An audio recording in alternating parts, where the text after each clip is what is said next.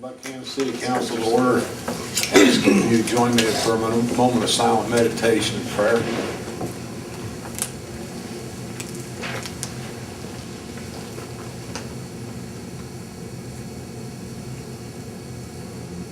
Thank you. We'll respect the flag. I pledge allegiance to the flag of the United States of America and to the republic for which it stands, one nation under God, indivisible, with liberty and justice for all.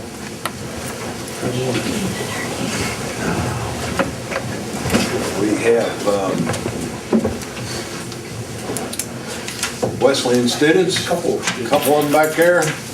Welcome. One of the things we like to ask you to do is stand up where you are, face our camera. Tell us your name, where you're from, and what your major is, please. My name is Chris Rich. I'm from Lost Creek, West Virginia, and my major is criminal justice and sociology. My name is Garrett Withrow. I'm from Charleston, West Virginia. My major is communications with a minor in business. Good to have you. Department and board reports. Michael? Yes, you have the financial revenue and expense report ending October 31st, 2013. It's highlighted. Your revenues to date are $1,466,651.87. Your expenditures to date are $1,259,476.38, which is in excess of $207,175.49 revenues to expenditures. Again, this is just a summation report. If you'd like to have a little bit more detailed report, as always, feel free to give me a call. I'll be happy to provide a detailed report to you. A few items under old business. I have a home rule update. I'm still working on the application, believe it or not, but proof that I'm working on the application, so you don't think that I'm just hosing you on that. I do want to highlight some things that are going to be in the home rule, just for clarity purposes. I'm finalizing the draft application for the Home Rule Board on behalf of the City of Buckhannon. The application is concentrating on essentially 4 items. The City's Buckhannon's request to include in the West Virginia Home Rule program. Just to kind of to have a little teaser here, to mention some of the 4 items. The first one is looking at establishing an enterprise zone for both commercial and industrial development.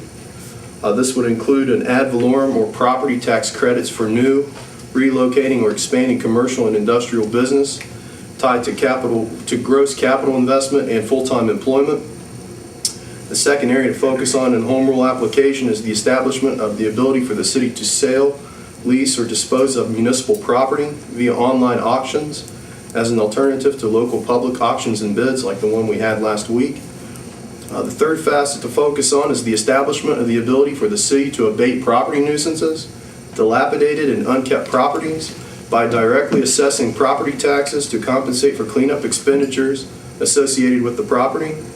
And finally, to establish provisions within the police and fire civil service, which would provide and enable the City of Buckhannon to hire part-time police officers and firefighters to assist with law enforcement and public safety, and also provide a provision within the police and fire civil service that the city would be able to forgo the maximum hiring range of 40 years as a means of employment. Those are the 4 areas, and again I'll repeat 4 areas that we are concentrating on in our application.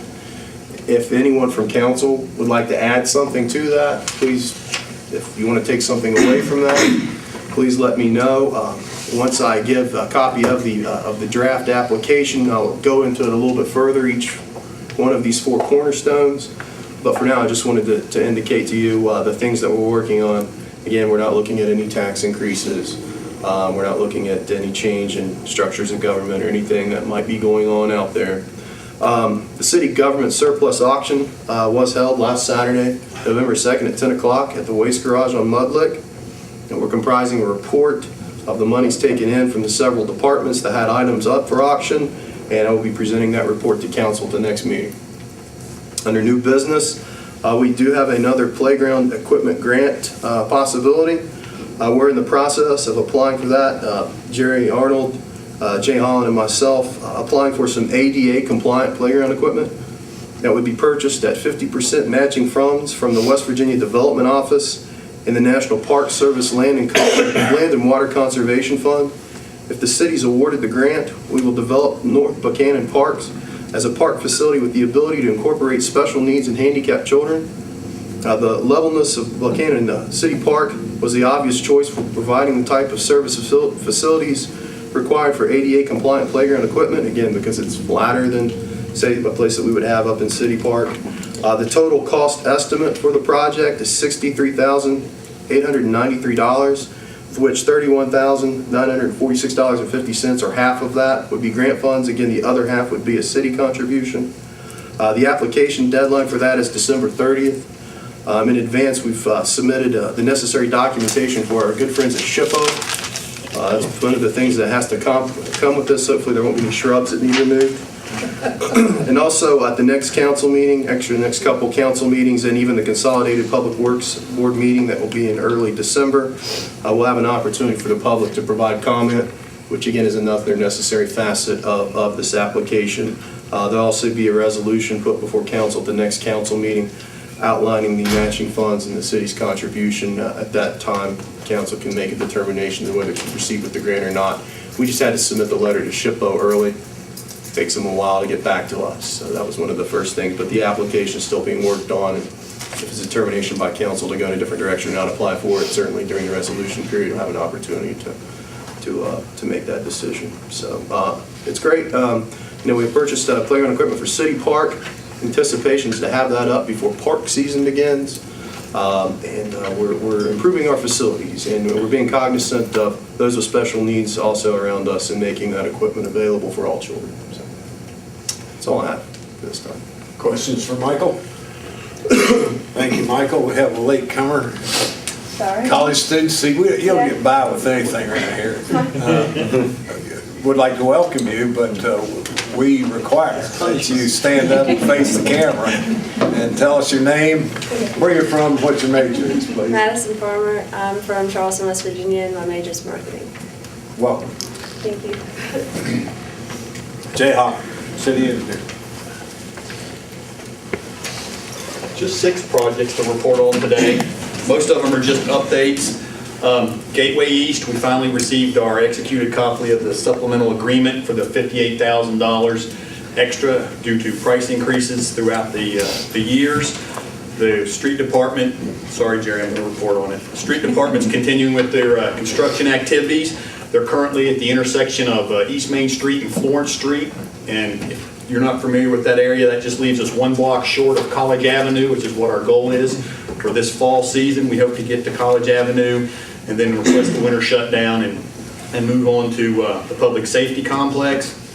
This is just a really a notification for the people that are watching and listening.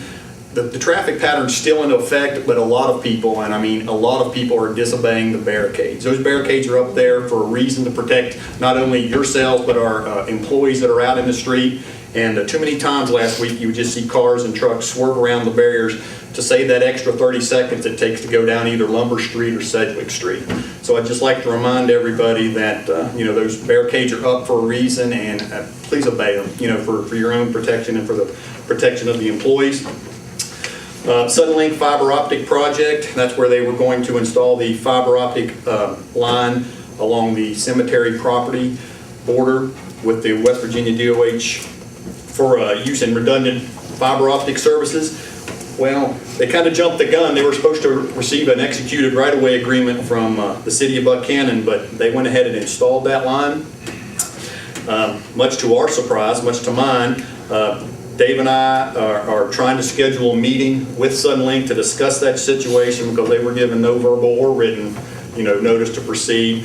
So I'm going to let Dave talk more on that when it's his turn to come, but just wanted to bring you up that it's in place, but it wasn't supposed to be. The water treatment plant improvement project, we're still in negotiations with Chapman Technical Group. Greg and I have just not been able to hook up, to finish those contract negotiations. We spoke briefly today, and we hope to wrap it up sometime next week. We did have one on-site inspection of the settlement basin, the pipe gallery, and the clear well. And by the time that day was over, there wasn't enough time to talk about contract negotiations. So we'll take care of that hopefully next week.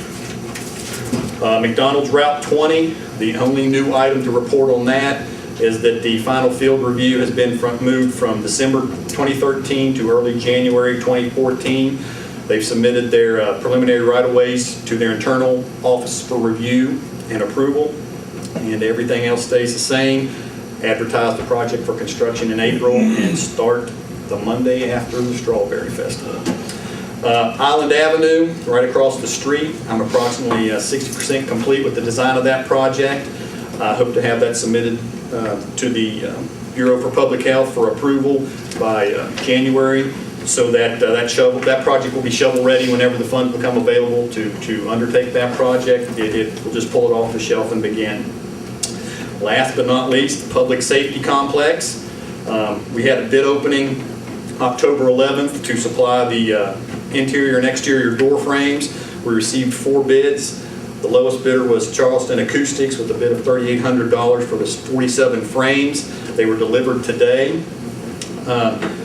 Prepared the next bid package, which contains 3 contracts for the doors and hardware, the light fixtures, and the ceiling tiles and grids. Those went out this afternoon to approximately 12 or 13 bidders, and there's about a month deadline, a bidding period for that to receive bids. I want to have bids back by November 7th or 9th. I can't remember the exact date. It's on a Thursday, Rich. It's on a Thursday. So that's December? Thursday of November. It's on a, sorry, December. Yes, I did say November. I almost made it through, Mayor. I almost made it through. December to have that ready, because as I reported earlier, Jerry and the crew, I'm hoping to have them the Monday after Thanksgiving resume construction activities on the Public Safety Complex. And the upcoming construction activities for December include finishing up the installation of the drywall, installing those 47 door frames, painting and priming of the walls, installation of the ceiling grid only, because at that time, and that'll take us probably through up to the Christmas holidays. At that time, the beginning of January, we'll pull the guys off of that, because I'll need to bring the 3 contractors in to finish up the sprinkler system, the HVA system, and the fire alarm system. Let them do some buttoning up of their work, and then we can resume with putting in the ceiling grids, putting on the doors, the hardwares, and putting down the floor tile, and putting in some miscellaneous restroom equipment and kitchen cabinets and drawers and countertops, and hope to be wrapped up. That's all I have. Questions for Jay? How about police presence with the barricades? We will, normally we've been able to get by with just a barricade and a flagman, and it's worked really well.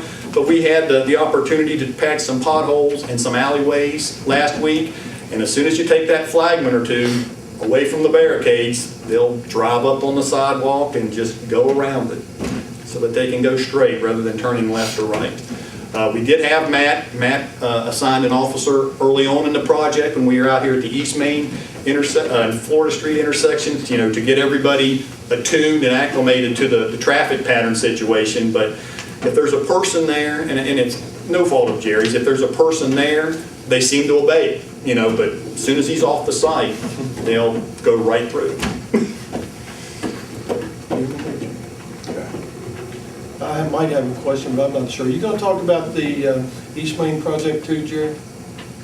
Oh, I wasn't going to, since Jay done such a... Well, then I'll ask my question. I'm out of here. The project has had some retaining walls taken down, and I've had some of the residents ask me, which I didn't know, but why do they have to pay to have their property landscaped and everything where the retaining walls have been taken down? Can that be part of the grant project to repair anything that's on private property? The retaining walls are on public right-of-ways, city street right-of-ways. But this is the land behind them where you take the wall down, and then it has to be landscaped down to meet the sidewalk. I don't believe we're charging anybody. I mean, Are you doing the landscaping to reclaim it? Yes. Okay, they didn't understand that then, but if you are, Yes, I mean, that's, fine. There is, we are charging to replace the retaining walls. right. The retaining wall, I understood to replace the retaining walls. I knew those were on city property right away. yeah, but we're Because going they're right to, on the sidewalk. in order to put the forms in, we had to take a little bit off of there. I believe most of it is on our property. As a matter of fact, if I measured it out, it is all on our property. But we're putting it back. We were never charging them to put back landscaping, dirt, field. We're seeding and mulching. We're putting back grass seed and straw. Okay. Are your measurements any better than they were in high school? Yeah. 40 feet's 40 feet.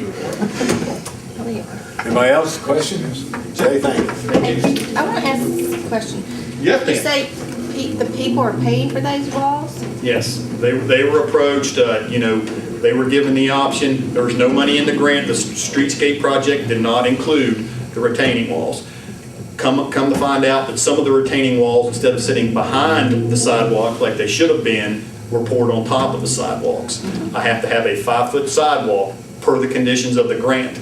But some of the retaining walls that were there, I did not have my 5-foot clearance, so the retaining walls had to be replaced. But it was through no fault of the cities that they were poured on the sidewalk, so the property owners had to, But if it's on city property, how can you make them pay for kind it? of like the sidewalks, you're Well, responsible for They maintaining those. didn't get a right of way to put it on city property. So, Do they have to put the retaining wall back? No, they were given the option, Given the and only one of the 4 elected not to have it come done. And it was in fine shape, it really didn't need replaced. But we approached Mr. Rupp, Mrs. Cupp, and Kelly Tierney, Mrs. Tierney, and they all elected to, have the retaining walls taken down and reconstructed, because it looks better and it's going to function, because the other ones were busted up, leaning over into, the sidewalks where there were sidewalks, and they were leaning into the grass, just falling over from the soil pressures. Okay, Okay. thanks, Jay. Jerry Hall? Jerry Hall. I guess I got mine in too. Who's that? Jay Arnold.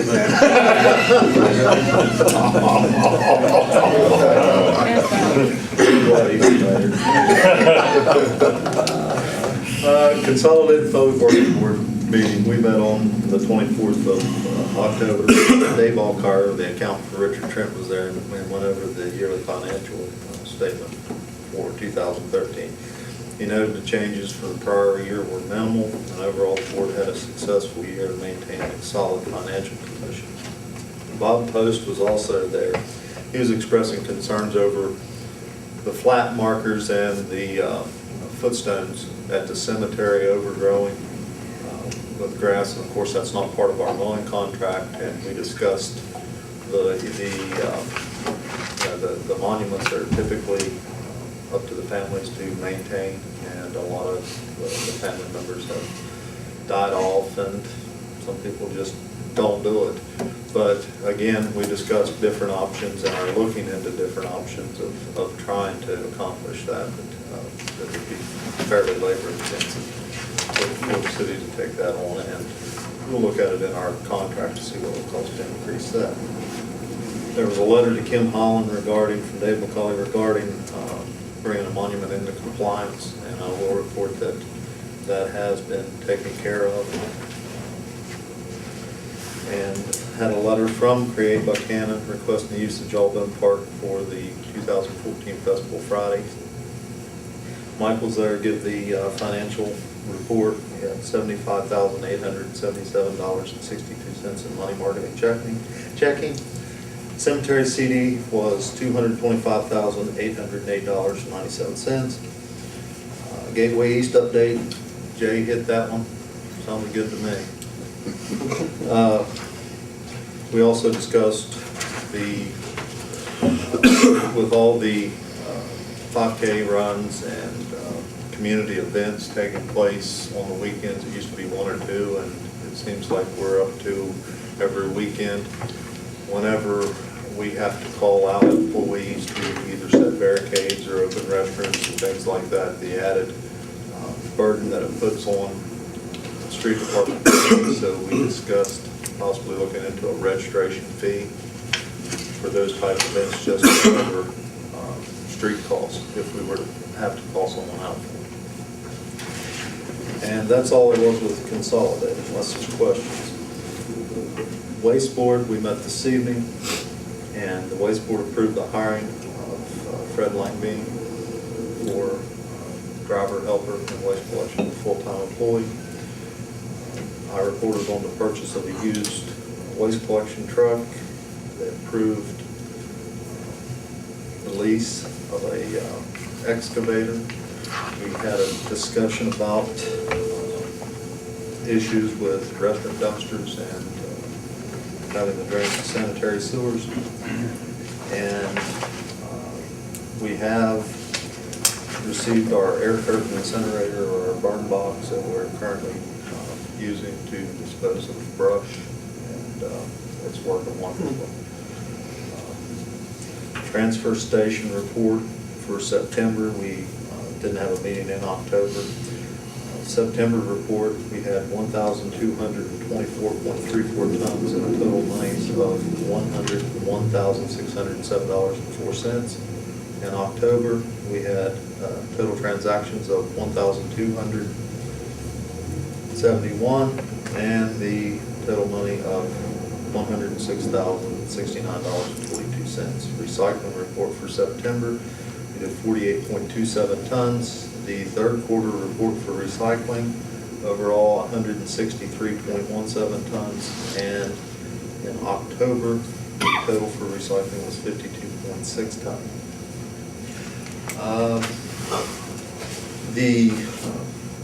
Something I very seldom ever report on, because we kind of maintain the addresses in-house with and only change what absolutely has to be changed in the city, and most of the time it is dealing with new structures or new streets. You remember there was discussion and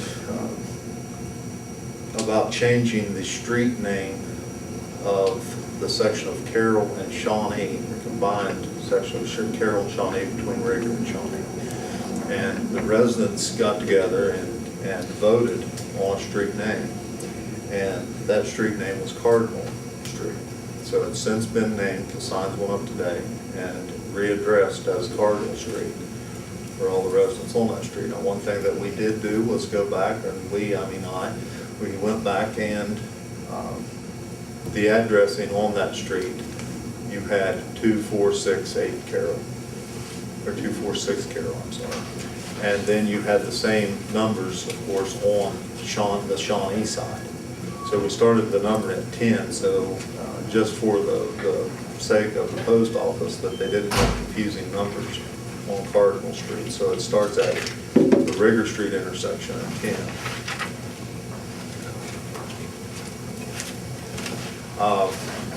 On that, also another issue that we have is now that street is became Cardinal Street, the first number on Carroll Street is 12. And the reason I bring that up is because we have 12, 14, 16, and 18 within the city limits. And then it goes to a county address. And the first county address is 85. So you have 4 even numbers, then a large offset odd number. My recommendation would be to contact these folks and, first of all, and get their input, but I would recommend that we go with the county numbering on these other 4 structures. I think that it would save an awful lot of confusion. Well, this comes before the county thing, so you'll be starting with the,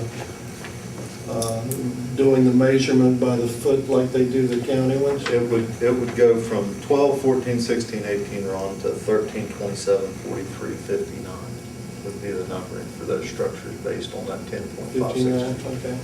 So it'd be 59 to 85 at that point. I kind of agree with that, yeah. I remember there is no structures on the other side of the road? No. Stale house is addressed from. Goes around all the way around.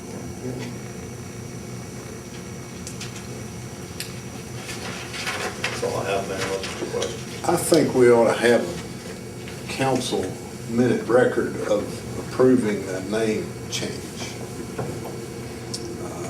entertain a motion that the section of the street between Rigger and Shawnee Drive is now Cardinal Street.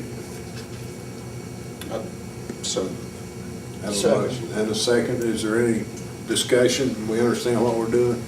All in favor signify so by saying aye. Aye. So ordered. Jerry, I haven't had a chance to look, but did you ever get the slow children playing sign up down on Randolph Street? Sure did. Okay, thank you. Any other questions for Jerry? Thanks, Jerry Arnold. So I got it right that time. Rich Clemens. at the last meeting, we had a request to consider the creation of a college zone. And we also have to rezone the Armory property. Because it came into the city, it automatically comes in as R1. It's probably not appropriate for a armory. So I would request, and this probably ought to be done by a motion, to direct those questions to the Planning Commission for their recommendation to come back before City Council, and then City Council would either approve or reject their recommendation. That'd require a meeting of the planning commission, wouldn't it? Yes. Appropriate to entertain a motion to direct these questions to the Planning Commission. So moved. Question. Second? Second. Motion made and second. Any further discussion? All in favor say aye. Aye. Opposed, no. Ayes have it. That's all I have. Okay. Macaulay? Thank you, Mayor. A couple of updates, actually several. You have in your packet the finally executed and approved intergovernmental agreement between the city and the West Virginia military. So I think that matter is completely behind us, finished. Since we have so many things pending, I thought it was a little simpler tonight just to put my comments in memo form, so if you'll indulge me, I'll read through this real quickly. To members of council, Mr. Doss from me today, forthcoming ordinances and other legal matters. This memorandum will update the council about various legal projects that I'm working on now, several that will necessitate your consideration of the adoption of an ordinance. Some of the matters will be addressed sooner than later, and I've attempted to list these items in order of importance. First, Rich Clemens has identified 3 areas requiring clarification or improvement respecting the newly enacted electrical inspection ordinance. Michael Doss and Jay Holland also have met with Rich and me and have weighed in as well, everyone believing that some amendments are advisable. More specifically, with respect to commercial inspections, we all believe that there should be a minimum amount for commercial electrical inspections, with an amount of $50 being recommended, up to the more substantial amounts that kick in with the larger valued improvements. Furthermore, it is the collective thinking that certain types of commercial electrical work should be exempt from inspection if the work does not involve work into the inner recesses of walls, ceilings, floors, etc. In other words, if an electrician is replacing a ceiling fan in a commercial facility, that work ordinarily is not an internal mechanical rewiring, but simply detaching and reattaching 2 or 3 external wires. The third area that we believe should be clarified is with respect to rental properties. We believe that all rental situations already are commercial, but the language can be strengthened in the ordinance to remove any possible question about that fact. Second, the City of Elkins very recently, October 17, 2013, adopted a rental registry that is intended to improve safety in rented properties. Excuse me. There are registration, inspection, and penalty provisions in the Elkins ordinance, a copy of which I'm providing for everyone's consideration. Rich Clemens and I both believe that this would be a good move for Buckhannon. This is a logical extension of some other safety-oriented ordinances recently adopted by our city. Third, and in the process of being refined, is the drug house ordinance discussed at the previous council meeting. There are many municipal ordinances out there with innovative provisions that I'm borrowing from. Fourth, and again, I've discussed this with Rich Clemens, we propose our city's adoption of a meth house ordinance, essentially adopting the federal EPA's March 2013 voluntary guidelines for methamphetamine laboratory cleanup. I provided the council a copy of the 48 pages setting forth these guidelines by email attachment about 3 weeks ago. This is another one of those major safety ordinances that will lessen the opportunity for new tenants becoming ill as a consequence of certain illicit activities undertaken by previous tenants. Fifth, Rich Clemens and I request the specific referral to our Municipal Planning Commission of 2 zoning matters seeking the establishment of a military zone and a college zone in our city. This is a matter that requires several months' worth of discussion, and I remind the council that the new armory, including the new conference center on the Brushy Fork Road, is now scheduled to open in about 11 months. We cannot afford to wait to begin the necessary steps until next summer. Sixth, Michael Doss has been in touch with the state auditor's office about the opportunity to increase the statutory amount requiring competitive bidding of equipment purchases beginning at $25,000. We are awaiting correspondence clarifying our city's opportunities, but if the council desires to increase the minimum amount prior to requiring competitive bidding, that action would require ordinance adoption. Seventh, all utility franchises are required to be evidenced in ordinance form. The current TV cable franchise agreement with Suddenlink expires on December 31, 2014. There are many steps necessary prior to franchise renewal. I highly recommend that this process proceed sooner than later. There are some other matters with Suddenlink that require a formal meeting with that company's officials, including a right-of-way situation near our city cemetery and revisitation of the basic cable lineup, possible collection of fees for other non-TV cable services, and the addition of cable services preferred by our residents being Suddenlink subscribers. I hope this memorandum helps everyone to better understand some of the pending matters that I'm working on and things that I will soon request our council's action concerning. If you have any questions or comments, please contact me. As a follow-up to what Mr. Holland reported about the Suddenlink situation, we had a meeting scheduled for 2 weeks ago, a special meeting of the council and TV cable board. We were struggling actually to have a quorum of both bodies, and just about that time we got a call that Mr. Kellerman had been in an accident in Charleston and was going to be laid up for a few days and was going to be unable to be here. He remarked when he contacted us, he said the one thing that had been identified, that is the right-of-way matter in the cemetery, has already been attended to anyway. Well, Mr. Holland and I had been talking about this for 3 or 4 weeks, and I went back to Jay's office and had a discussion with him, and he said, "What do you mean it's been attended to?" I said, "Well, that's what the message from Kellerman is." And Jay went over to the cemetery, and sure enough, there's a new fiber optic line that had been installed. I think cable ferries must have done it in the middle of the night. They had requested, and I don't think their request, and Jay would, I think, agree with this, we've spoken about this, the location of the line isn't the issue. The issue was that there was no consideration proposed by Suddenlink for this agreement, and the lines that they are going up the hill to, above Cemetery Hill, where they have their head end, that's not a permanent, that's a leased property. That we own the hilltop up there. Suddenlink leases $1 a year kind of an arrangement as long as they are our TV cable provider. They have the opportunity to use the top of Cemetery Hill. The right-of-way that they had proposed to us was going to be a perpetual right-of-way that would run with the land.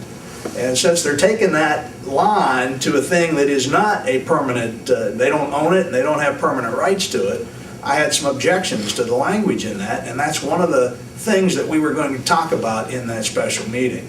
So we need to revisit it with Suddenlink. They certainly don't have any permanent right to do what they are now doing. I'm not suggesting that we take action to go out there and clip the line and any of that kind of thing. It's a very substantially valued, heavy cost kind of a thing.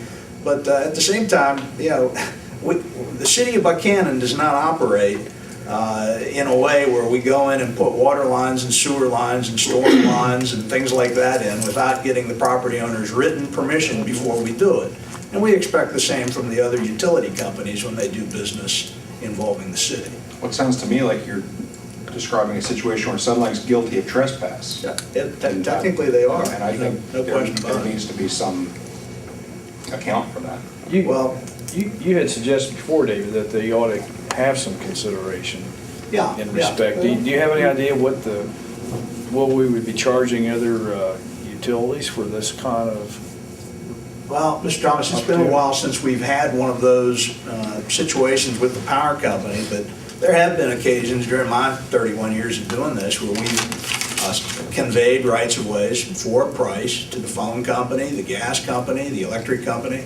I really don't see this as being any different. In fact, it's probably not entirely fair to the other utility partners that we engage with to say, oh, well, cable company, since you're the greatest thing since sliced bread, you get to do whatever you want to for free. In fact, you don't even need to get it in writing from us before we do it. I'm just trying to bring some sense of fairness with the other utility companies to the table, and I don't have any amount in mind, but I think there ought to at least be some negotiation about consideration. And of course, Suddenlink's in one of those positions where they have some things that they can offer to the city that might be of an in-kind nature that we could consider as part of a consideration package too. But we'd at least like to talk about it before they just go ahead and use our city property for whatever purpose they seek to use it for. Might be an opportunity to get some of those channels they never wanted to give us before. Well, we certainly wouldn't want that getting out as a point of negotiation, would we? But, I mean, I think that's one of those things that we should be able to have a discussion with them about. The cost of putting that right-of-way in wasn't a small cost for them, I'm sure. I bet you it was several thousands of dollars. That's right. Absolutely.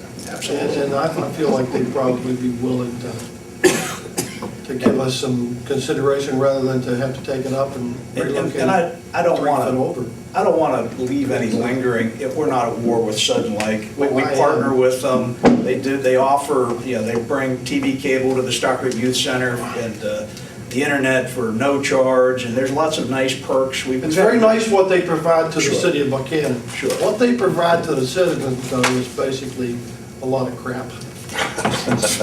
The cable service is terrible. Can we count on you being at You the next can meeting? count on me being at the next meeting. That's If good. I don't fall down again. Yeah. Well, I think it places us in a difficult position that they've already done this, because we don't want to look like we're being punitive because they did it. I mean, I think we ought to have an objective consideration fee for what we would have done, at the very Do it beginning. first and ask Is there for any forgiveness. Is there any comparative data out there that what other towns or cities would be charging for similar?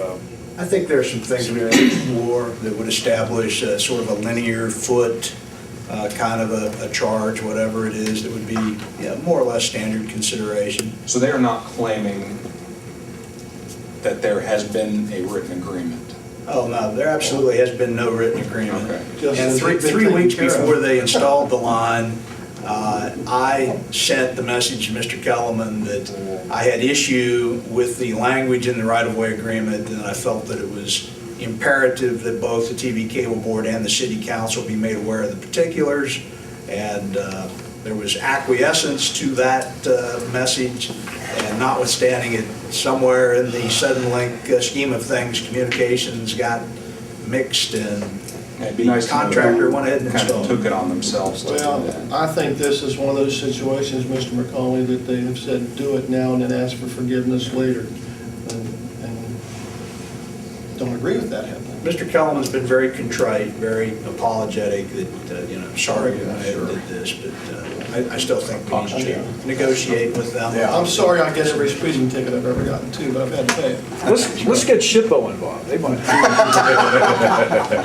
Well, actually, Dave, you suggest that, but that's not so far removed, because when they were originally talking about where they were going, they had at one time talked about going along the old, the relocated graves from the Baptist cemetery, which are clearly not visible from, above ground. So, there very well could have been a serious mistake there. So Sure. It's more than just money and time. Well, and I suppose the other part of this issue is we don't want our citizenry thinking that there aren't folks who are on top of these things.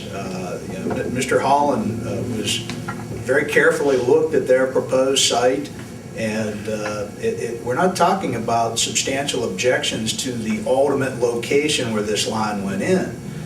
But there are other issues with the right-of-way itself that just, we didn't have the opportunity to weigh in on it. And I don't know if I'd agree with you, Mr. Thomas. I think we might come from a position of fair strength relative to our discussions with them about consideration, because if we don't reach an agreement with them, we would instruct them to remove their line. Yeah, I mean, I think we have the upper hand now. Yeah, sure. I'll disagree with That's all I have. Free cable for I have questions for me. Any other questions for Dave? We have the intergovernmental agreement is in your packet. It brings us to our consent agenda. That's the minutes of October 17. Building and wiring permits and payment of bills. Move approval of the consent agenda. Motion's been made. Is there a second? Second. Motion made and seconded. All of those in favor say aye. Aye. Brings us to comments and announcements. Ron, what do you have? Well, other than the comments about the cable system, I'd like to say that, get everybody to come down to the Jawbone Park and to look at the Wall of Valor that the Craig Buckhannon people have put in down there. They've got 90 some up now. We'll have another 40 up tomorrow. They're banners of our military people in the county that they've put up. It's very interesting. It honors our veterans, and we need to do more of the honoring of our people that have served to preserve our freedom, and that's all. Thank you. Tom? Just note the news story from today where the United States Attorney from the Northern District announced that the Harrison County Drug Task Force was receiving a down payment of $700,000 from the proceeds from the sale of property seized from the folks that got run out of here. And I think that demonstrates the kind of the foresight in not tolerating that kind of establishment. It's only a shame that they couldn't make the bust here. Although Channel 12 did include the Buckhannon site. I saw that on the photo story. Yes. Who's next? You. Me? The recent episode of fire in Elkins, Governor Tomlin's letter to the state, really, to focus on fire safety. You see, we yet again lead the nation, this time in the number of deaths by fire. I went out the other day after I read that article and checked the price of smoke alarms at a couple of local businesses. Found that you can get a basic smoke alarm for as little as $4. More likely $10, $12, but they do make them at the $4 level. Carbon monoxide sensors, CO detectors, are a little more expensive. You're talking $17 or so. But both would have been instrumental in saving some lives in this case and any other case. I can't say enough. I went around this past weekend and double-checked all ours and put fresh batteries in them and so on. But it's an important thing, and there's such a small investment could save lives. To just think of the devastation of that family and the folks that are still alive and the pain and trauma that they have to go through at this point. It's really sad. Also note to council members and the public that given the next couple of months with all holidays, we get some changes in city routine and city schedules and so on. Particularly the Christmas parade is scheduled for December 6th. And the Consolidated Public Works Board, which would normally be on Thanksgiving Day for November, as we have done in prior years, we've combined both the November meeting and the December meeting, and that will be December 12th at 5 o'clock, immediately following the water board meeting. So that's all I have. Just draw your attention to this. John? Just to remember to thank our veterans on Veterans Day and every day. Pam? Just getting a lot of good comments about our new sidewalks that's going in and the road being wider. That's really thrilling a lot of people just driving, so. Dave? I had asked initially for a executive session today, but I prefer to hold off for at least one more council meeting to find out some more information. So I want to say that. But I want to, we all need to observe the veterans, former and current, and that's Monday, and please remember that, and put your flags out and so forth. And if you want to read a good book about the greatest generation, Tom Brokaw wrote one a number of years ago, and it's pretty inspirational reading. And I also would, I don't like to get very political, but I think if we've ever seen needs for term limits in our country, the different fiascos that have taken place over the last several years, especially the last few months, people need to get involved and really start thinking about what's going to be good for this country long term. And I want to give one example that I think you can find it out on the internet, is that there's a company called Tesla Motors, which has really become a very hot commodity. It's about an $80,000 or $90,000 vehicle. It's all electric. But the people that are buying those obviously have the ability to buy it financially, but they're also getting tax credits from both the manufacturer and the person that's buying the vehicle. And all of us sitting in this room are helping subsidize that. And it makes you wonder how we deal with our priorities in the country. That's just one small example of you know, Congress exempted themselves from Obamacare. It just makes you wonder. So get involved with the people in both the state legislature and the federal legislature, and make them know how you feel about things. We need some help. That's all. Have a nice weekend. Anybody else have anything? Then we're adjourned. Thank you all for coming.